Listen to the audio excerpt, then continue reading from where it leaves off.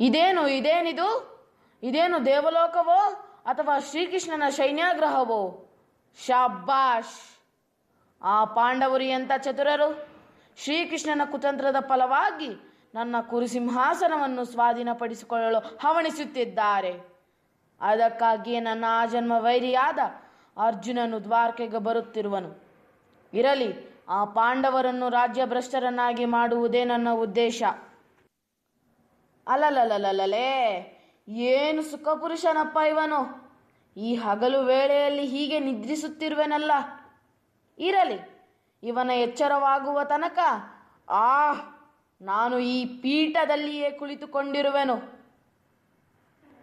ಛೆ, ಭಾರತ ಭೂಚಕ್ರವರ್ತಿಯಾದ ನಾನು ಈ ಗೊಲ್ಲನ ಪಾದದಡಿಯಲ್ಲಿ ಕುಳಿತುಕೊಳ್ಳುವುದೇ ಅಸಂಭವ, ಅಸಾಧ್ಯ.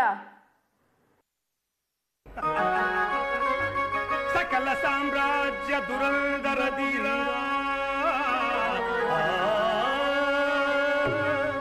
ಸುಯೋಧನ ಚಕ್ರವರ್ತಿ ಎಂದಿರಿಸಿ ಈ ಗೊಲ್ಲನ ಪಾದದಡಿಯಲ್ಲಿ ಕುಳಿತಿರಲ್.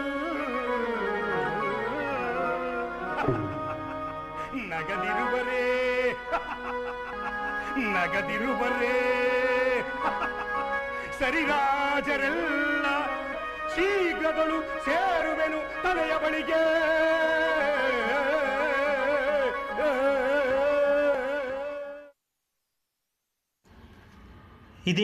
ಇದೇನಿದು?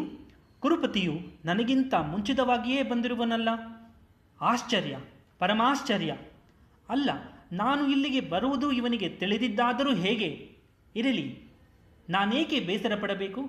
ಅಲ್ಲದೆ ಪರಮಾತ್ಮನು ಸುಖ ನಿದ್ರೆಯಲ್ಲಿರುವನು. ಪರಮಾತ್ಮ ವಾಸುದೇವ, ಅಂಧಕಾರವ ಅಳಿಸಿ ನಿನ್ನ ಸುಂದರ ಮೊಗವನ್ನು ತೋರೋ ಮುರಾರಿ.